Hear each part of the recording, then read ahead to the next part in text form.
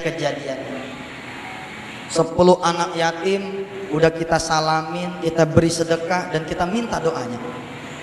Apalagi kata Rasulullah, berbuat baiklah kalian kepada anak yatim. Satu, karena aku mencintai anak yatim. Yang kedua, karena kalian akan mendapatkan kebaikan sebanyak rambut yang tumbuh di atas kepalanya. Jadi jangan nyari anak yatim yang botak, cari yang gondrong. Percaya atau tidak, besok paginya ini si rentenir sudah mau jalan ke kita punya rumah. Allah janji bahwa kita bakal panjang umur. Begitu dikit lagi nyampe rumah kita, kesenggol bu. Itu si rentenir kesenggol, cuman yang nyenggolnya truk tronton. Yang nyenggol truk tronton, akhirnya dia dirawat di rumah sakit 1 bulan penuh. Ibu-ibu panjang umurnya jadi 1 bulan lagi. Panjang umur juga termasuk panjang kesusahan kita. Jadi kita punya waktu gitu. Mengerti kira-kira?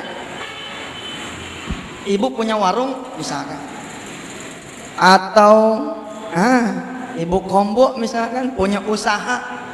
Masya Allah, usaha begini nih, bukannya begini, tapi itu usaha begini. Ingat tausiahnya Yusuf Mansur, ingat hadis Rasulullah bahwa sedekah bisa memperpanjang umur, termasuk umur perusahaan. Begitu itu perusahaan udah mau nukik jatuh, kumpulkan itu karyawan, kumpulin karyawan, kita bilang sama mereka, Bismillahilladzi la yadurru ma'asmihi syai'un fil ardi wala fis sama wa huwas samiul alim. Wa qala Allah ta'ala fi kitabihil karim wa huwa asdaqul qailin. Wa iyamsaskallahu bidurrin fala kashifa lahu illahu wa iyamsaska bi khairin fahuwa ala kulli syai'in qadir. Jatuh bangun bukan urusan kita, jatuh bangun itu urusan Allah. Kalau Allah bilang jatuh, baru jatuh. Kalau Allah bilang bangun, siapapun yang mau menjatuhkan tidak bakal jatuh. Kita kumpulkan karyawan dan kita beri nasihat kepada mereka. Sekarang tidak ada yang bisa menyelamatkan kita kecuali Allah. Yuk kita rame-rame. Jangan cuma saya yang nyelamatin perusahaan ini, Anda pun harus terlibat menyelamatkan perusahaan ini.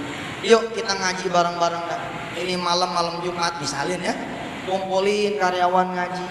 Besok paginya, Jumat paginya, instruksikan seluruh karyawan untuk melakukan sedekah pribadi. Bilang sama karyawan, kalian bersedekah dengan sedekah kalian, saya bersedekah dengan saya, dan perusahaan ini pun bersedekah dengan sedekahnya perusahaan. Rame-rame ngunjungin panti asuhan, ngunjungin masjid yang belum dibangun, ngunjungin sekolahan yang reot.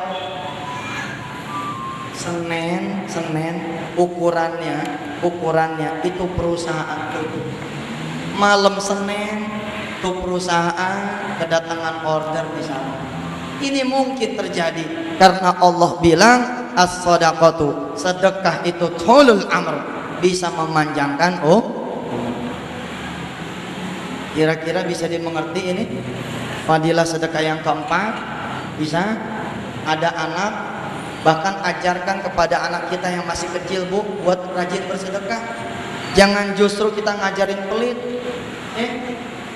Ini kita nih termasuk bertanggung jawab nih, membuat anak kita menjadi tumbuh menjadi orang yang kikir. Percaya atau tidak, tengok diri kita. Kalau nyediain roti buat dibawa ke sekolah, apa kalimat kita buat anak kita? Kalau makan jangan di depan temen, kalau makan jangan bagi-bagi, gitu kan? Akhirnya ini anak menjadi orang yang pelit. Kita ajarkan dia, 1 roti kita belah jadi 3, kita belah jadi 4. Kita bilang sama dia, nak, kamu kalau makan jangan sendirian, ajak teman kamu yang lain, bagi. Kamu cukup makan sedikit, yang penting yang lain pun ikut menikmati.